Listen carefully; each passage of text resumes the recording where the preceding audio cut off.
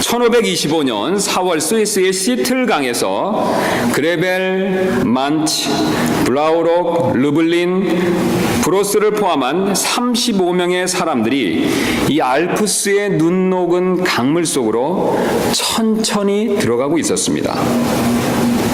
이들이 차가운 강물 속으로 들어간 이유는 바로 오랫동안 실행해 내려오던 유아 사례를 반대하고 정식으로 침례를 받기 위해서였습니다. 그러나 유아 사례를 고집하며 침례를 인정하지 않던 스위스 종교 개혁자들은 이들을 박해하기 시작했고, 그래서 이들은 박해를 피해 여기저기 흩어지게 되었습니다. 그들의 인도자 중에 한 사람이었던 펠릭스 만츠는 다른 사람들처럼 체포되어서 1527년 1월 27일에 결국 사형을 당하게 되었습니다. 재판장은 만츠에게 다음과 같은 판결을 내렸습니다. 너희 침례주의자는 물을 좋아하니 물이나 실컷 마시도록 익사형에 처한다. 물에 빠뜨려져서 익사형을 당하기 전에 만츠는 다음과 같은 최후의 말을 남기고 순교를 당했습니다. 오 주여, 제가 믿음을 지켰사오니 제 영혼을 당신의 손에 의탁하나이다. 펠릭스 만츠는 침례에 대한 신앙을 죽음으로써 지켰던 것입니다. 그러나 여러분 가운데 어떤 분들은 침례 때문에 꼭 순교까지 해야 할 필요가 있습니까? 구원받는 것은 믿음으로 되는 일이니 세례든 침례든 상관없는 것이 아닙니까? 라고 질문하실지도 모르겠습니다. 물론 일리가 있는 말씀입니다. 분명 구원은 세례나 침례를 통해서 받는 것이 아닙니다. 여러분, 구원은 어떻게 받는 것입니까? 종교, 세례나 침례와 같은 종교의식이 아니라 바로 믿음을 통한 은혜로 받는 것입니다. 그러나 우리는 세례가 아닌 침례를 반드시 실행할 필요가 있습니다. 우리가 꼭 침례 교도이기 때문만은 아닙니다. 우리가 침례를 반드시 실행해야 될 이유는 다른 데 있습니다. 그 이유는 바로 침례는 세례로서는 도저히 보여줄 수 없는 성경의 깊은 진리를 우리에게 보여주고 있기 때문에 그렇습니다. 특히 우리의 구주이신 주 예수 그리스도께서 우리를 위해 하신 이 놀라운 일을 마치 한 폭의 그림처럼 우리에게 보여주고 있기 때문에 그렇습니다. 그렇다면 우리는 침례가 도대체 어떤 깊은 뜻을 가지고 있는지 그 내용이 궁금해집니다. 그러므로 오늘 저는 여러분들과 함께 성경이 말하고 있는 침례의 깊은 의미가 과연 어떤 것인가를 그 내용을 한번 살펴보기를 원합니다. 그렇다면 과연 침례가 가지고 있는 깊은 의미에는 구체적으로 어떤 것들이 있겠습니까? 오늘 본문은 이 세 가지 내용을 우리에게 가르쳐주고 있습니다. 첫 번째 내용은 3절에서 가르쳐주고 있고, 두 번째와 세 번째 내용은 4절에서 가르쳐주고 있습니다. 이 세 가지를 한번 순서대로 살펴보도록 하겠습니다. 침례가 보여주는 첫 번째 깊은 뜻은 다음과 같습니다.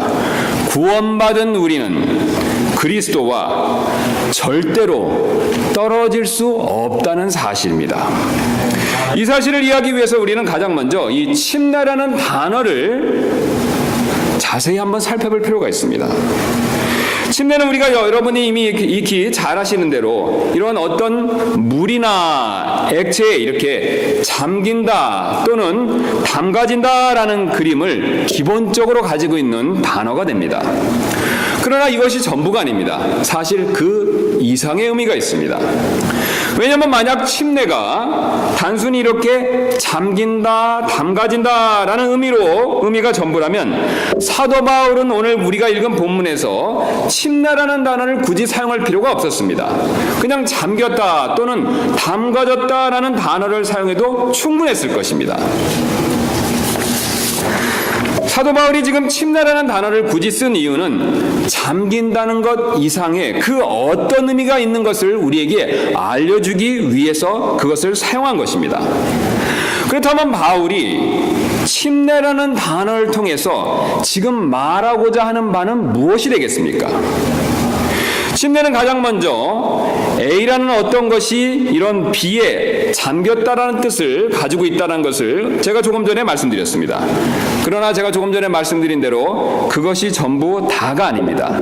그 이상의 의미가 있습니다. 어떤 A라는 것이 이런 B에 담겨졌다라고 했을 때 거기서 멈추는 것이 아니라, 그것이 침례의 모든 의미가 아니라 바로 이 A라는 것이 B에 담겨졌을 때 그 A가 B라는 것과 같은 성질, 같은 성격으로 변화되어서 A와 B가 같아진다는 의미를 가지고 있습니다. 즉 조금 어려운 말로 동일화된다라는 그런 의미를 가지고 있는 단어가 되겠습니다. 제가 이것을 쉽게 설명드리기 위해서 준비한 것이 있는데 바로 오이와 오이 피클이 되겠습니다. 이걸 위해서 제가 월마트에서 샀습니다. 여기 잘 아시는 대로 피클이 있습니다. 여러분, 피클은 무엇으로 만들어졌죠? 오이로 만들어졌죠. 그러나 오이와 피클은 어떻습니까? 전혀 다른 것입니다. 왜 다른 것입니까? 이 오이는 지금 어디에 잠겨 있습니까? 식초 안에 잠겨 있습니다. 그런데 이 오이가 식초 안에 잠겨 있는데 이 오이는 식초의 맛을 내고 있습니다. 잠기기 전에 오이와는 다른 맛을 가지고 있는 것이죠.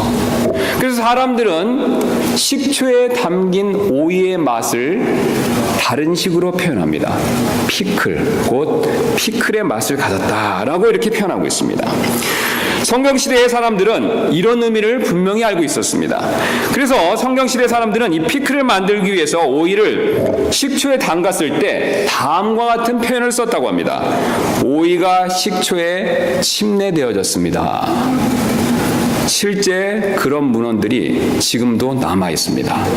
우리 주님이 계셨던 성경시대의 사람들은 오이를 식초에 담갔을 때 단순하게 담갔다라는 단어를 쓴 것이 아니라 오이가 식초에 침례되어졌다라는 단어를 썼다는 말이 되겠습니다. 이렇게 담가진 오이는 이제 오이가 가진 본래의 맛을 가지고 있는 것이 아니라 식초의 맛을 내기 시작합니다. 침례받은 오이는 자신의 본래의 맛이 이제 식초의 맛으로 바뀐 것입니다. 따라서 오이는 다시 자신의 원래 맛으로 되돌아가는 것은 불가능한 일이 됩니다. 여러분, 그렇지 않습니까? 여기에 담가졌던 이 오이는 아무리 씻어내도 여러분 어떻습니까? 원래의 오이의 맛으로 돌아갈 수는 없다는 사실을 우리는 상식적으로 잘 알고 있습니다. 왜냐하면 식초가 이 오이에 침투해서 식초와 오이는 완전히 하나가 되도록 연합되었기 때문입니다. 그래서 침례는 어떤 성질이나 신원이나 정체성이 바뀌어서 동일화되었다, 같게 되었다라는 의미를 가지고 있는 단어가 됩니다. 제가 계속해서 강조해서 말씀드린 대로 침례라는 단어는 잠겨진 것이 핵심이 아닙니다. 잠겨져서 그 잠겨진 대상에 같은 성질, 같은 특징을 갖게 됐다는데 특징이 있다라는 뜻이 됩니다. 즉 동일화가 핵심이 된다는 뜻이 되겠습니다. 더 나아가서 바뀐 결과가 불변한다는 것도 우리는 이미 상식적으로 알고 있습니다. 왜냐하면 제가 조금 전에 말씀드린 대로 이 오이는 원래의 오이로 되돌아가는 것은 불가능하기 때문에 그렇습니다. 여러분, 왜 불가능합니까? 식초 안에 있는 이 오이와 이 식초는 그 오이 속에서 어떻습니까? 그 식초와 오이가 하나가 되었기 때문에 그렇습니다. 식초를 오이 안에서 완전히 제거하는 것은 불가능한 일이기 때문에 그렇다는 말씀이 되겠습니다. 우리가 이 사실을 알면 침례가 사용된 다음 말씀의 뜻을 명확하게 이해할 수가 있습니다. 그래서 우리가 보통 난제구절이라고 하는 고린도전서 10장 2절 말씀을 한번 보도록 하겠습니다. 우리 고린도전서 10장 2절 말씀을 한번 펴서 한번 확인해보는 시간을 갖도록 하겠습니다.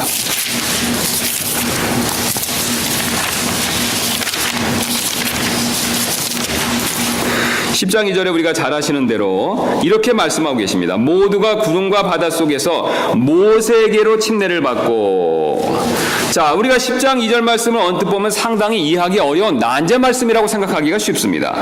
그러나 오늘 우리가 침례의 의미를 정확히 한다면 이 의미를 우리가 분명히 쉽게 이해할 수가 있습니다.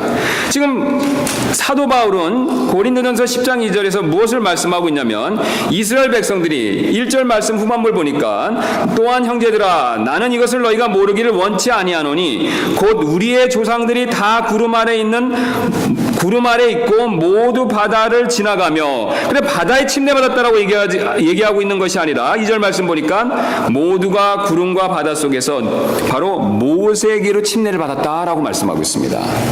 여러분 제가 조금 전에 말씀드린 대로 침례가 어떤 뜻이다라고 제가 설명을 드렸습니까? 어떤 것이 동일화된다는 뜻이라고 말씀드렸습니다. 지금 사도 바울이 말하는 바는 이 이스라엘 백성들이 모세가 가지고 있는 어떤 것과 동일화됐다라는 뜻으로 우리에게 말씀을 해주고 있는 것입니다. 그렇다면 모세가 가진 어떤 것이 되겠습니까? 지금 우리 고린도전서 9장과 10장을 말씀을 쭉 문맥에 따라 보시면 바로 하나님에 대한 순종과 충성심을 강조하고 있습니다. 즉 이스라엘 백성들이 이집트에 있었을 때는 파라오에 대한 충성심과 순종을 하고 있었는데 이제 홍해를 건너면서 모세에게 침례를 받았을 때 모세가 가진 하나님에 대한 충성심으로 이스라엘 백성들의 마음이 바뀌었다라고 이스라엘 백성들이 모세가 가진 충성심과 그 동일한 충성심을 갖게 됐다라는 뜻으로 사도 바울은 우리에게 말씀해주고 있는 것입니다. 그래서 우리가 이 뜻을 이해하고 다시 한번 로마서 6장 3절 본문 말씀으로 오도록 하겠습니다. 6장 3절 말씀을 제가 한번 다시 읽도록 하겠습니다. 그래서 예수 그리스도 안으로 침례를 받은 우리가 이렇게 말씀하고 있습니다. 즉 우리가 예수 그리스도 안으로 침례를 받았다라고 말씀하고 계십니다. 그렇다면 우리가 예수 그리스도와 우리가 어떻게 됐다라는 뜻이 되겠습니까? 하나가 됐다는 뜻이죠. 동일화됐다는 뜻이 됩니다. 그렇다면 예수 그리스도와 우리가 동일화됐다는 것은 하나가 됐다는 것은 바뀔 수 없는 특징을 가졌다라는 것을 우리가 연이어서 생각해 볼 수가 있습니다. 왜냐하면 예수 그리스도와 우리는 완전히 연합하여서 하나가 되었기 때문에 그렇습니다. 그런데 이것이 다가 아닙니다. 사도 바울은 여기서 한 걸음 더 나가서 새로운 진리를 우리에게 말씀해주고 계십니다. 그래서 6장 3절 후반부 말씀을 보시면 또한 사도 바울은 다 그분의 죽음 안으로 침례를 받은 줄을 이렇게 말씀하고 계십니다. 저를 한번 보시기 바랍니다. 지금 우리는 예수 그리스도와 어떻게 되었습니까? 연합되어 있죠. 그 연합되었다는 것을 어떤 말로 표현하고 있습니까? 침례로 표현하고 있습니다. 지금 예수 그리스도와 연합된 그것을 표현하는 침례를 통해서 그리스도와 하나가 되었다라고 강조한 사도 바울은 그리스도와 연합된 우리가 또한 그분의 죽으심과 함께 연합되어서 하나가 되었다라고 우리에게 놀라운 사실을 말씀해주고 있습니다. 그리스도와 연합된 우리가 그리스도와 죽음 안으로 침례를 받았고 우리가 그리스도의 죽음과 동일화되었다라는 사실을 우리에게 알려주고 있습니다. 이 죽음 역시 예수 그리스도와 연합되었고 동일화되었기 때문에 절대로 바꿀 수 없는 성질의 일이 된다는 것을 성경은 또한 우리에게 오늘 강조해서 말씀해주고 계십니다. 왜냐하면 그리스도와 우리는 뗄래야 뗄 수 없이 완전히 하나가 되었기 때문에 그렇습니다. 그렇다면 여러분 가운데 어떤 분은 이런 일이 그럼 어떻게 일어날 수 있습니까? 라고 질문하실지도 모르겠습니다. 이 일은 바로 성령님의 역사하심을 통해서 가능하다는 것을 성경은 또한 우리에게 말씀해주고 계십니다. 우리가 아시는 대로 성령님은 하나님의 권능이십니다. 바로 우리가 할 수 없는 이 일을 성령님께서 우리를 그리스도에게로 침례시키는 일을 통해서 이 일을 우리에게 행하셨다라고 말씀해주고 계십니다. 그 근거로 고린도전서 12장 13절 말씀을 한번 펴서 확인해 보도록 하겠습니다. 우리 고린도전서 12장 13절 말씀을 한번 보도록 하겠습니다.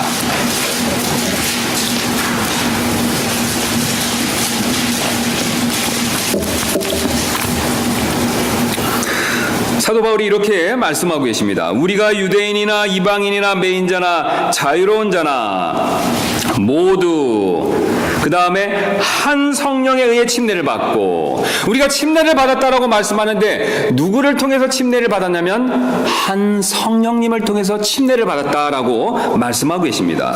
지금 우리가 잘 아시는 대로 고린도전서 12장은 성령의 장입니다. 성령님을 사도 바울이 강조해서 말씀하고 있습니다. 그래서 성령님께서 여러 가지 일을 하시는데 그분의 하신 일 중에 하나가 바로 어떤 것이냐면 그 성령님을 통해서 우리를 예수 그리스도의 몸 안으로 침례를 주셨다라고 말씀하고 계십니다. 이처럼 성령님에 의해 침례를 받았으므로 우리는 그리스도와 하나가 되었고 더 나아가서 그분의 죽음과도 하나가 되었습니다. 그래서 우리는 그분의 십자가에서 죽으셨을 때 사실 우리도 같이 죽은 것입니다. 왜냐하면 하나님께서 하나님의 권능이신 성령님으로 이 연합이 가능하도록 만들어 놓으셨기 때문에 그렇습니다. 여러분 한번 이 세상 만물이 어떻게 지어졌는가를 한번 생각해 보시기 바랍니다. 창세기 1장은 하나님의 명령이 있었을 때 성령님을 통해서 이 세상 만물이 만들어졌다는 것을 강조해서 말씀하고 계십니다. 하나님의 영이 수면 위에 개역식 표현대로 지구에 이 땅 위에 운행하셨다라고 그 사실을 우리에게 알려주고 계십니다. 이 세상 만물을 유지하시고 만드시고 유지하시는 그 성령님이 사실은 우리와 그리스도를 하나가 되게 만드시고 특별히 그분께서 십자가에 죽으셨을 때 완전히 하나 되게 하셔서 그분이 죽으셨을 때 우리 또한 죽게 만드셨다는 이 놀라운 사실을 오늘 우리에게 말씀해주고 계십니다. 그래서 성령님을 통해서 연합이 이루어졌기 때문에 그 어떤 것도 이 연합을 갈라놓을 수가 없습니다. 그러나 이것이 침례가 가진 깊은 뜻의 전부는 아닙니다. 사도 바울은 이제 침례가 가진 두 번째 깊은 뜻을 4절 전반부에서 또한 보여주고 계십니다. 우리 다시 한번 본문 말씀으로 가서 이 두 번째 뜻을 한번 확인해 보도록 하겠습니다. 이 4절 전반부에서 보여주고 있는 침례에 대한 깊은 뜻에 대한 두 번째 내용은 바로 구원받은 우리는 죄에 대하여 확실히 죽었다는 사실입니다. 이 사실을 이해하기 위해서 우리는 4절에 묻혔나니라는 동사를 유심히 볼 필요가 있습니다. 여기서 묻혔다라는 것은 사람이 완전히 죽었다라는 것을 의미하고 있습니다. 아주 가끔이지만 사람은 죽었다가 다시 살아나는 경우가 있습니다.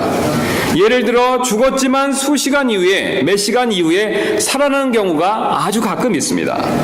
독일의 빌트지라는 한 신문은 의학적으로 3시간이 넘게 죽었다가 다시 살아난 꼬마의 어떤 한 아이의 이야기를 보도한 적이 있었습니다.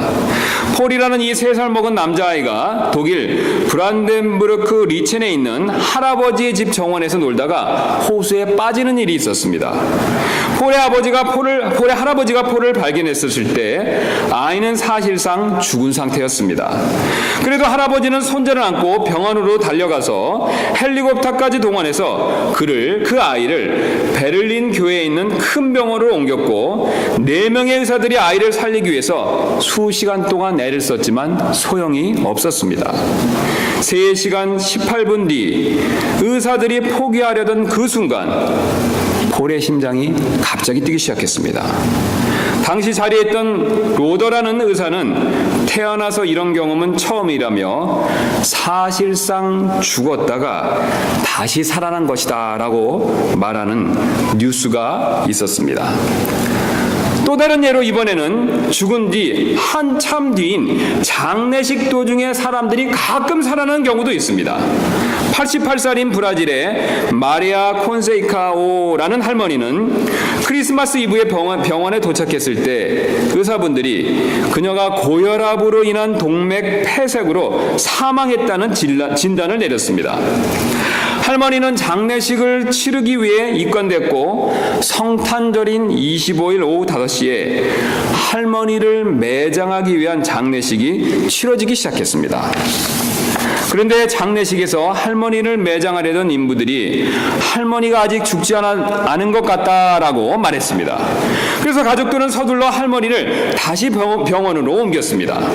관 속에 들어있던 그 상태 그대로 병원에 옮겼는데 할머니는 자신에게 사망 진단을 내렸던 바로 그 병원 응급실에서 응급조치를 통해서 다시 생명을 찾게 되었습니다. 더 심지어는 장례식을 마치고 무덤에 묻히기 직전에 살아나는 경우도 아주 가끔이지만 있는 경우가 있습니다. 니카라과의 구티에라스라는 할머니는 100세를 먹은 한 할머니는 심장 발작으로 사망을 했습니다. 그러나 사흘 후인 장례식 도중에 벌떡 일어나서 먹을 것을 달라고 요구해서 가족들이 혼비백산했다고 합니다. 가족들이 크게 놀란 이유는 이 할머니가 죽었다가 장례식에서 살아난 경우가 이번까지 벌써 3번이었기 때문이었다고 합니다. 이처럼 죽었지만 드물게 다시 살아나는 경우가 있습니다. 그러나 여러분, 땅에 완전히 묻힌 뒤에는 결코 이런 일이 일어날 수가 없습니다. 여러분 한번 장례식을 한번 생각해 보시기 바랍니다. 어떤 잘 아는 가까운 분들이 돌아가셨을 때 그분의 시신을 관과 함께 무덤에 묻고 땅에 완전히 매장하라고 덮었을 때 그분이 혹시라도 관에서 살아났더라도 그분은 다시 결코 그 관으로부터 나올 수가 없습니다. 그래서 성경은 무덤에 묻혔다라는 뜻은 그 사람이 완전히 죽었다라는 그런 뜻을 가지고 있습니다. 즉 묻힘은 사망 신고와도 같은 것입니다. 그래서 지금 본문에서 그리스도께서 묻히셨다라는 뜻은 그리스도께서 완전히 죽으셨다라는 것을 확증하고 있는 것입니다. 그분의 무덤이 그분께서 완전히 죽으셨다는 사실을 지금 우리에게 확증해주고 있습니다.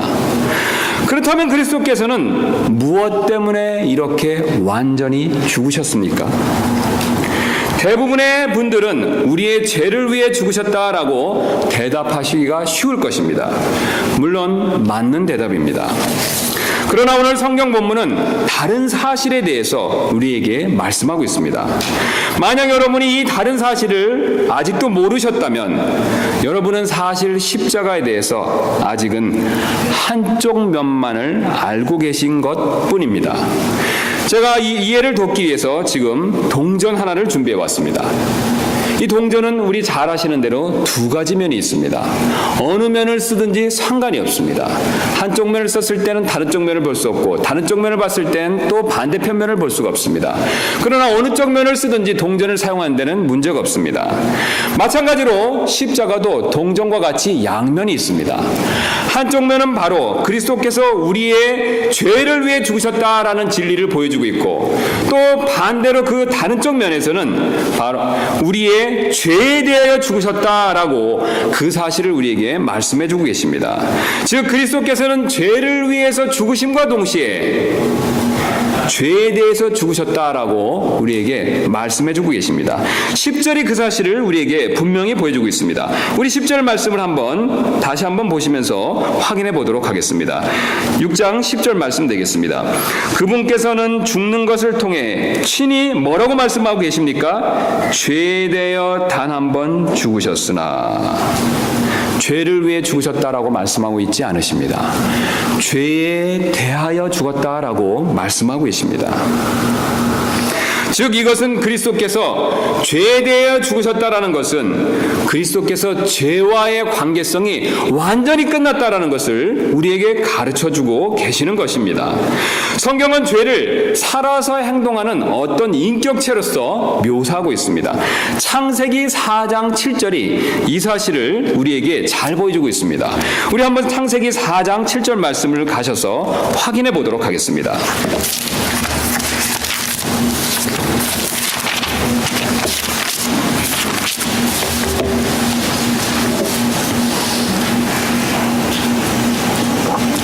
하나님께서 가인에게 책망하실 때 가인에게 경고하시면서 다음과 같은 말씀을 하고 계십니다. 내가 잘 행하면 너를 받지 아니하겠느냐. 그러나 내가 잘 행하지 아니하면 뭐라고 말씀하고 계십니까?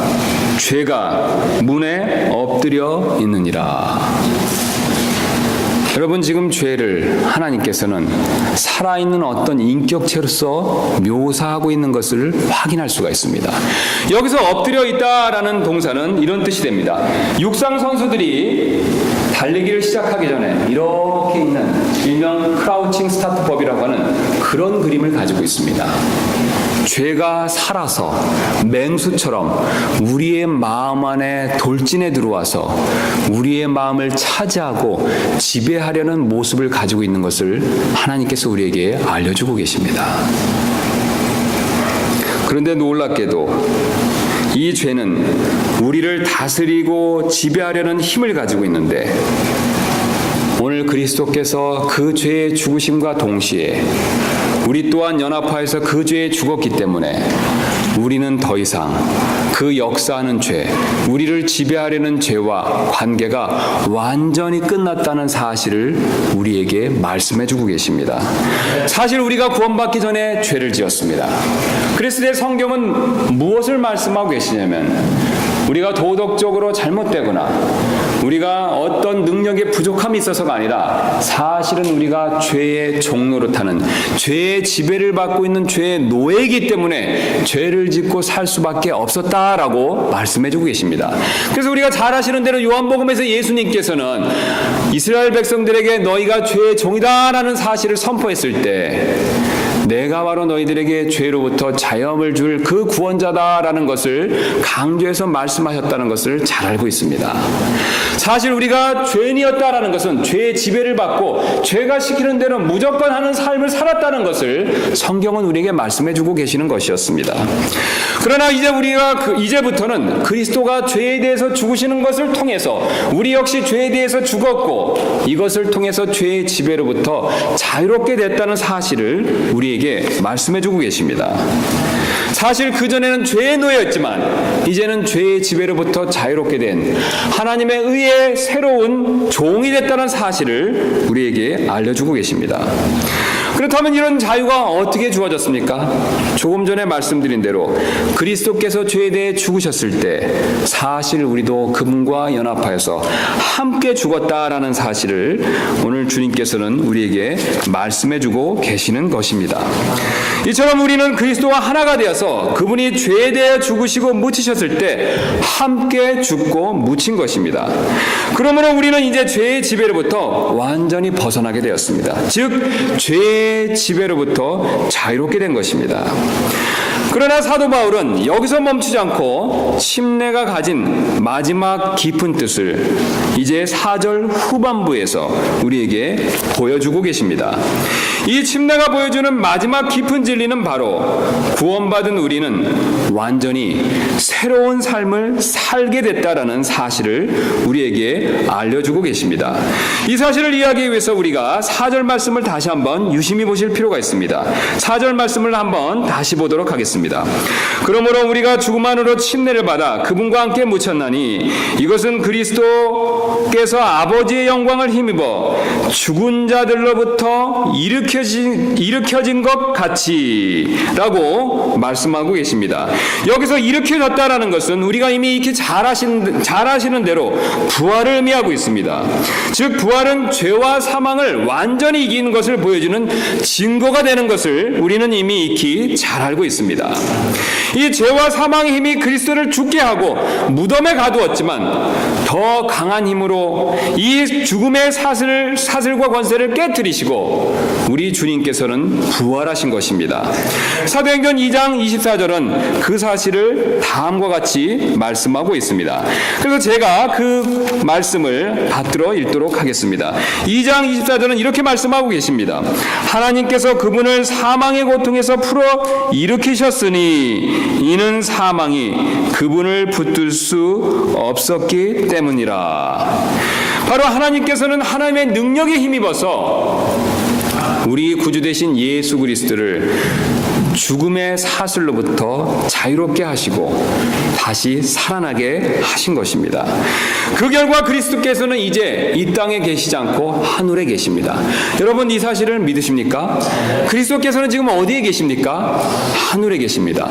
그렇다면 하늘에 계신 그리스도께서는 어떤 삶을 살고 계십니까? 천국의 무한한 기쁨과 즐거움을 누리는 삶을 살고 계십니다. 여러분 이 사실을 믿으십니까?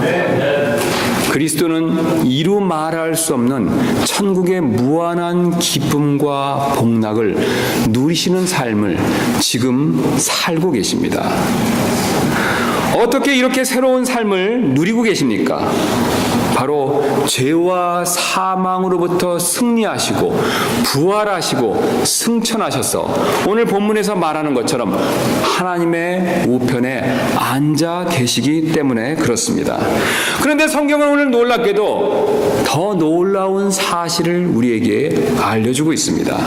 이 놀라운 사실은 바로 그리스도께서 누리는 이 복된 삶을 지금 우리도 이 땅에서 누릴 수 있다는 것입니다. 즉 예수님이 지금 하늘에서 누리시는 삶을 지금 우리도 이 땅에서 누릴 수 있다는 뜻이 됩니다. 여러분 이것이 어떻게 가능하겠습니까? 우리는 지금 그리스도와 하나로 완전히 연합되어져 있기 때문에 이것이 가능하다는 사실을 하나님께서는 오늘 우리에게 알려주고 계십니다. 즉 성령님의 침례를 통해서 우리는 그분의 죽으심 뿐만 아니라 그분의 묻히심 뿐만 아니라 그분의 부활하심에 연합되어져 있어서 하늘의 하나님의 우편에 우리는 주님과 함께 앉아 있다는 사실을 우리에게 분명히 말씀해주고 계십니다. 그래서 6장 4절은 이렇게 말씀하고 계십니다.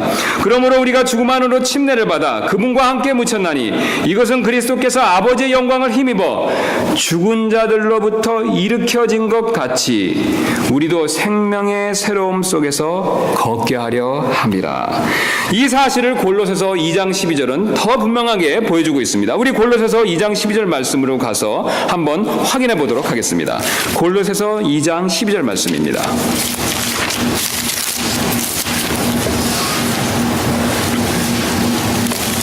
이 장 12절 이렇게 말씀하고 계십니다.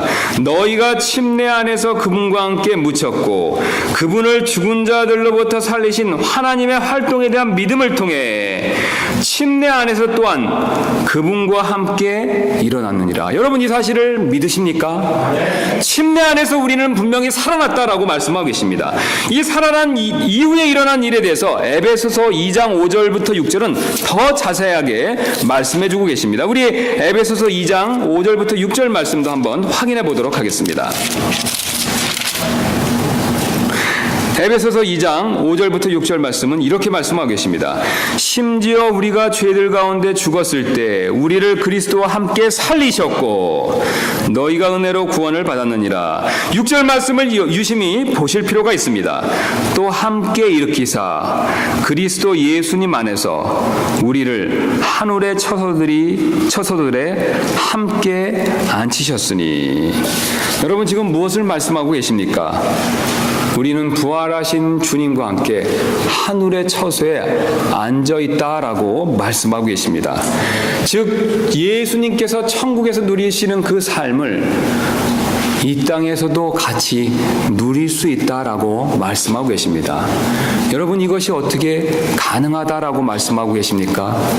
그리스도와 우리는 완전히 하나가 되었기 때문입니다.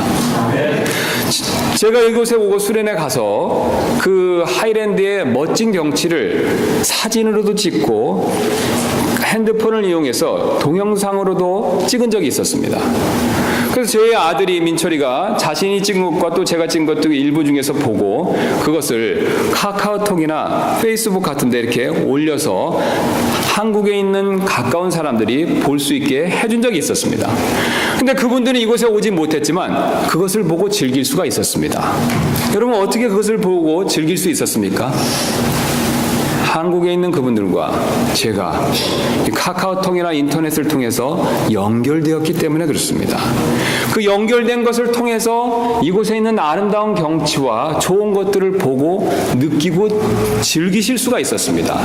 이와 비슷한 원리로 우리 주님께서는 하늘에 계십니다. 그 하늘에 계신 주님께서 그 하늘에서 누리시는 복된 것을 그분과 연합되어 있는 우리에게 그 영적 복락을 오늘 우리에게 공급하고 베풀어 주신다라고 말씀하고 계십니다. 그 베풀어 주시는 장소가 바로 주님의 몸된 교회입니다. 그 베풀어 주시는 은혜를 누리는 시간이 바로 우리가 주님께 기도하고 예배드리는 이 순간입니다. 그 복됨을 누리는 또 다른 시간이 바로 우리가 조금 전에 드렸던 찬송으로 영광 돌리는 시간입니다. 우리가 기도와 예배와 찬송 드릴 때 우리와 연합된 주님께서는 하늘에서 누리시는 그 영원한 복을 우리에게도 공급하고 계신 것입니다. 이 모든 것이 가능할 수 있는 이유는 바로 그리스도와 우리는 완전히 하나로서 연합되어 있기 때문입니다. 이 사실을 오늘 침례가 보여주고 있습니다. 이처럼 우리는 주님과 연합되어졌기 때문에 이제는 주님 안에서 죄에 대해서는 죽고 주님이 누리시는 영원한 복들을 이 땅에서도 누릴 수 있는 것입니다.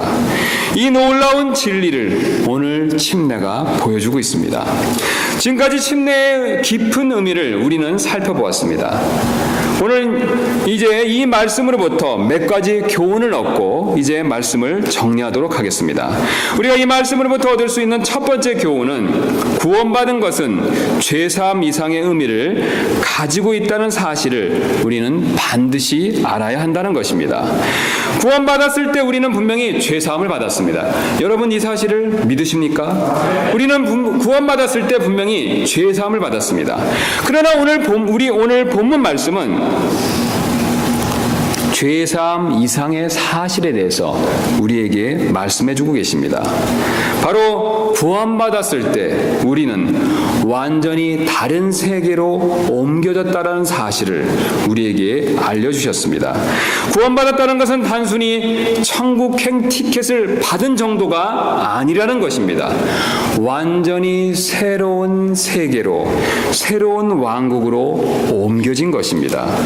왜냐하면 우리는 그리스도와 함께 옛 세상에 죽었다가 그리스도와 함께 새로운 세상에 같이 부활하여서 그 세상 안으로 들어왔기 때문에 그렇습니다. 즉 그리스도의 죽으심과 부활을 통해서 새로운 세상으로 옮겨진 것입니다. 그렇다면 어떤 세상으로 옮겨진 것입니까? 바로 죄가 지배하는 세상에서 은혜가 지배하는 세상으로 옮겨진 것입니다. 오늘 로마서 6장은 그 사실을 더 분명하게 우리에게 가르쳐주고 있습니다. 그래서 6장으로 다시 한번 가서 확인해 보도록 하겠습니다. 6장 6절부터 제가 다시 한번 읽도록 하겠습니다. 우리가 이것을 알거니와 우리의 옛사람이 그분과 함께 십자가에 못 박힌 것은 죄의 몸을 멸하여 이제부터는 우리가 죄를 섬기지 아니하게 하려 함이니 죽은 자는 죄로부터 해방되었느니라. 만일 이제 우리가 그리스도와 함께 죽었으면 또한 그분과 함께 살 줄을 믿노니 그리스도께서 죽은 자들로부터 일으키시셨으므로 다시는 죽지 아니하시고 사망이 다시는 그분을 지배하지 못하는 줄을 우리가 아노라. 그분께서는 죽는 것을 통해 친히 죄에 대하여 단 한 번 죽으셨으나 살아계심을 통해 친히 하나님께 대하여 살아계시나니 이와 같이 너희도 너희 자신을 죄에 대하여는 참으로 죽은 자요 하나님께 대하여는 예수 그리스도 우리 주를 통해 산 자로 여길지어다.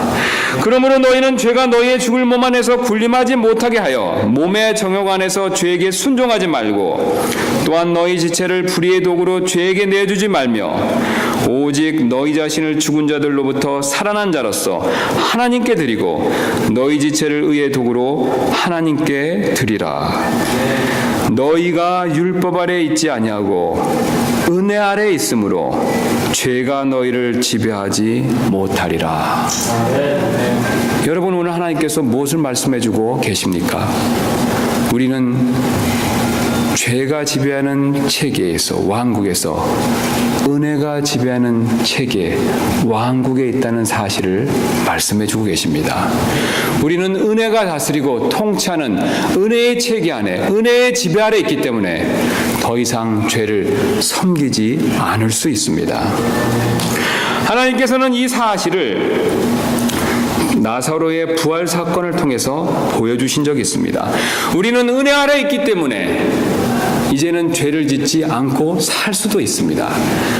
이 사실을 예수님께서는 요한복음 11장 43절부터 44절을 통해서 보여주고 계십니다. 그래서 은혜 아래서의 합당한 삶이 어떤 것인가를 우리에게 보여주고 계십니다. 우리 한번 요한복음 11장 43절부터 44절 말씀을 한번 살펴보도록 하겠습니다.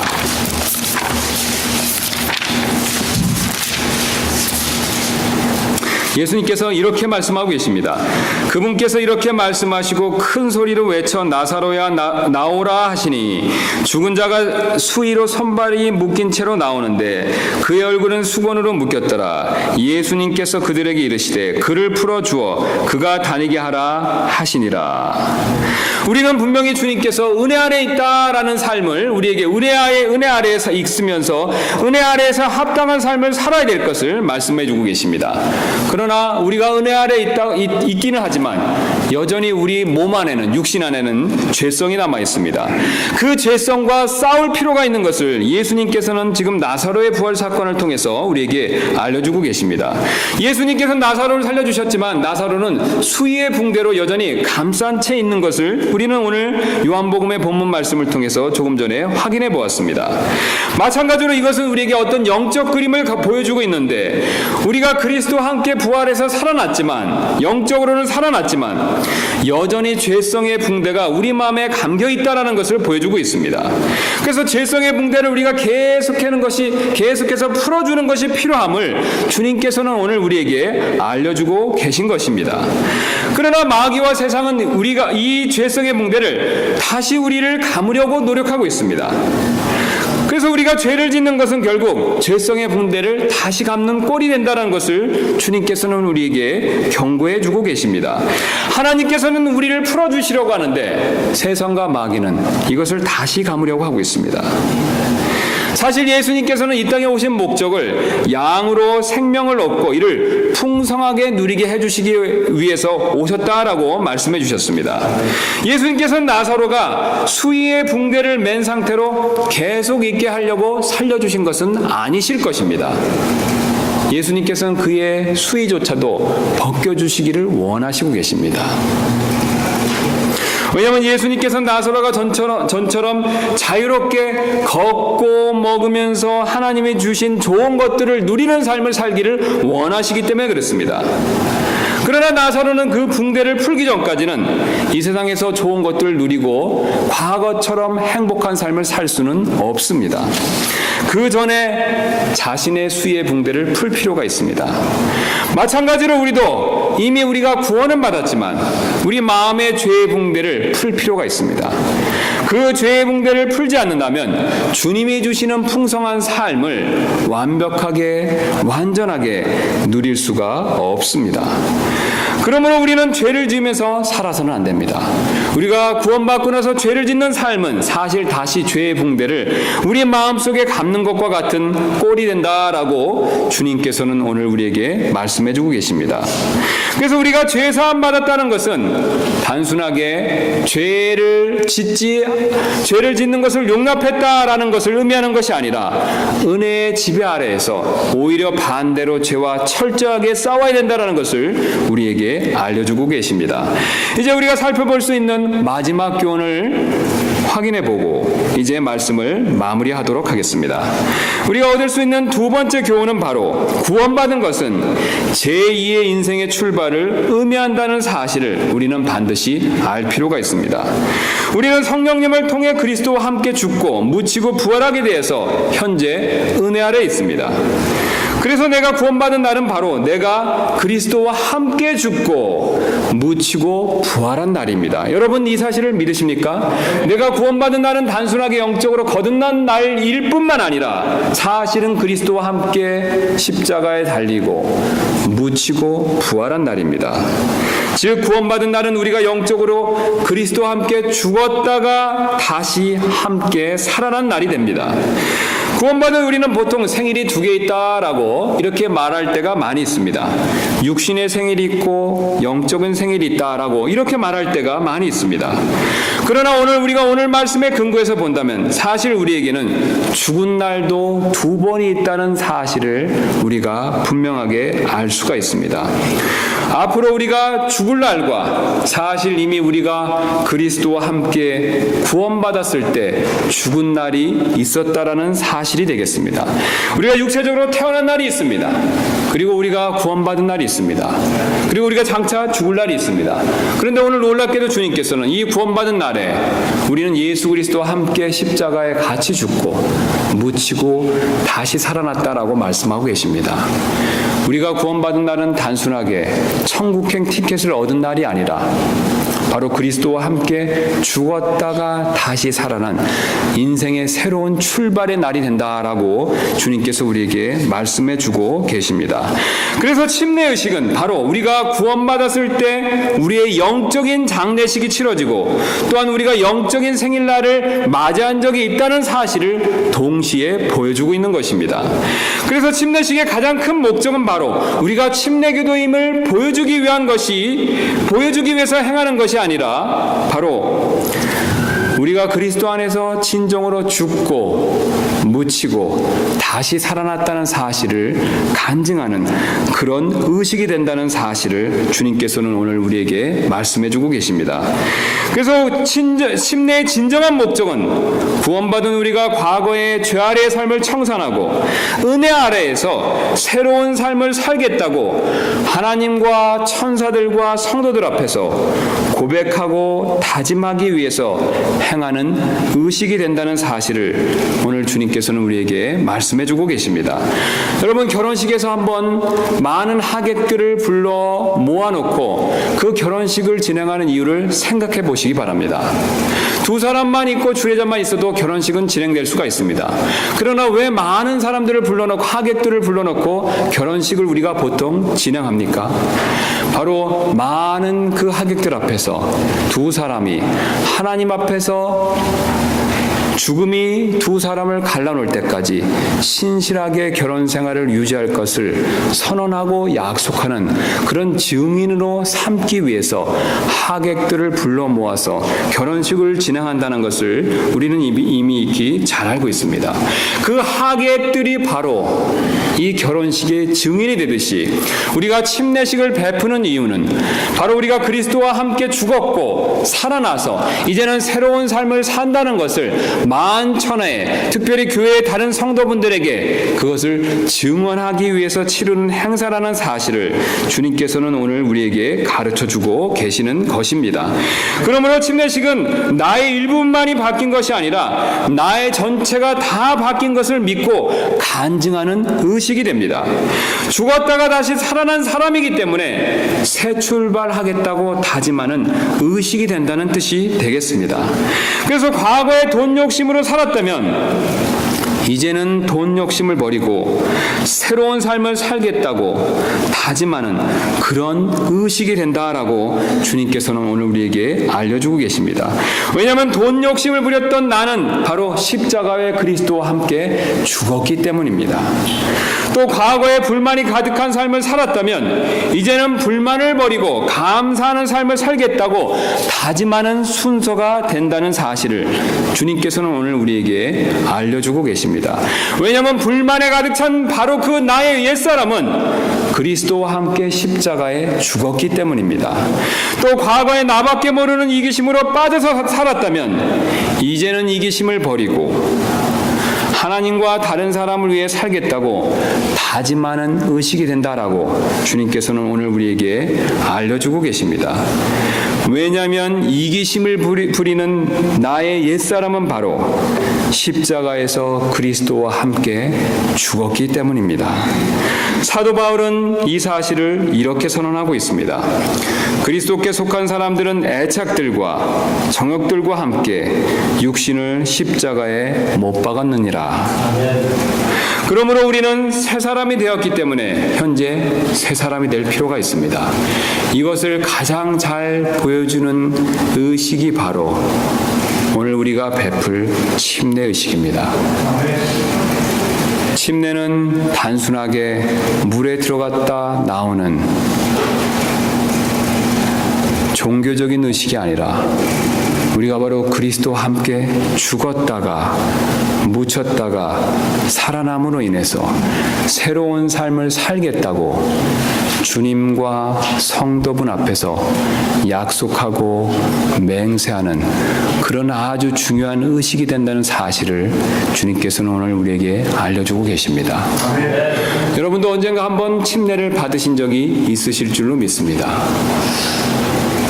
여러분 그때 침례를 받았을 때 어떤 마음으로 주님의 침례에 순종하셨습니까? 교회에서 단순히 하라고 하는 의식이기 때문에 순종하셨습니까? 오늘 사도 바울은 그것 이상의 의미를 우리에게 가르쳐주고 계십니다. 이제 그리스도와 함께 우리는 새로운 사람이 되었기 때문에 은혜 아래서 사는 사람의 삶을 살 것을 내 자신이 주님께 약속한다는 그런 마음으로 행할 것을 우리에게 말씀해주고 계십니다. 한 젊은이가 어떤 지혜로운 노인을 찾아가서 어떻게 하면 바른 생활을 할 수 있겠습니까? 라고 물어본 적이 있었습니다. 그 노인은 젊은이를 산으로 데리고 가서 갓 심어진 나무를 뽑아보라고 제안했습니다. 나무는 금방 뽑혔습니다. 그러자 그 노인은 조금 깊게 심어진 나무를 뽑아보라고 그렇게 또한 제안을 했습니다. 그 나무는 조금 더 힘이 들여서 간신히 뽑아졌습니다.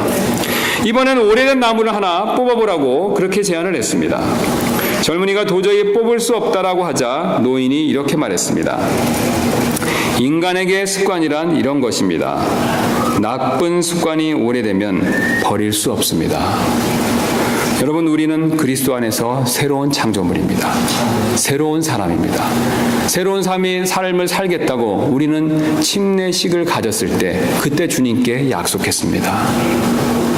그러나 여러분의 삶에서 여러분의 마음에서 혹시 아직도 그런 옛 습관을 완전히 뽑아내지 못하시는 것들이 있지는 않으십니까? 오늘 주님께서는 그런 것이 있다면 마음 안에서 그런 것들을 완전히 뽑아내라고 그렇게 우리에게 말씀해주고 계십니다. 오늘 우리 두 어린이가 침례를 받을 때 여러분 자신이 침례를 받으셨던 그때를 다시 한번 생각해 보시기 바랍니다. 주님 앞에 어떤 마음과 믿음으로 침례를 드리셨고 주님 앞에 어떤 마음과 신앙의 자세로서 살아가기로 그렇게 정하셨는지 그때를 한번 생각해 보시기 바랍니다. 과거의 죄된 습관들을 우리는 그리스도와 함께 못 받고 그것을 뽑을 수 있는 그런 저와 여러분들 되시기를 주님의 이름으로 축원합니다.